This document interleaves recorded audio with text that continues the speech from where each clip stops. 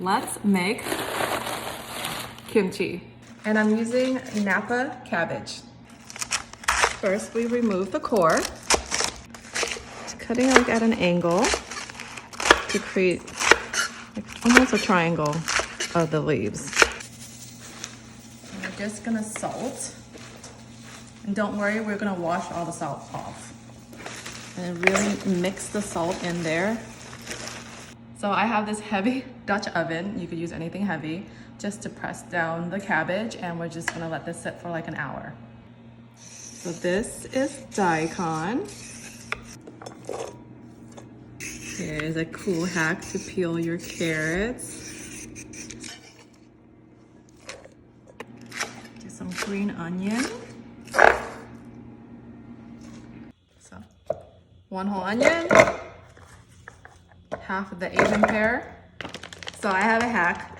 I don't peel garlic, I just buy it in bulk and I just freeze it. So this is just frozen garlic, just a handful of it. Ginger. You could stop right here if you want this to be vegetarian, but I'm gonna add shrimp paste and fish sauce. Big tablespoon of shrimp paste. 1/4 cup of fish sauce. Turn it on. Pour it in. So now we're making the rice paste. So this is 2 cups of water. This is sweet rice flour, and this is the brand I like to use. We're gonna start with just a 1/3 cup. Just gonna gently mix on medium heat. I'm gonna add a 1/4 cup of sugar and just mix that in. Our rice paste is nice and cool. This is Gochugaru, also known as Korean pepper powder. I'm doing 1 cup. Just gonna mix it all together. This smells amazing.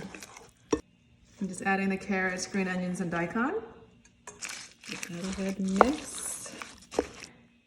And wow, look at all the liquid that came out of the Napa cabbage.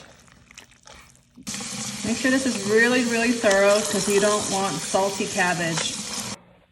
So I let it just drain for another hour because we want it to be as dry as possible. We're gonna do a few portions at a time.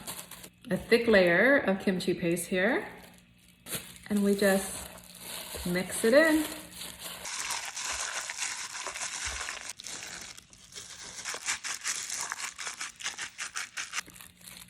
I have to do a taste test.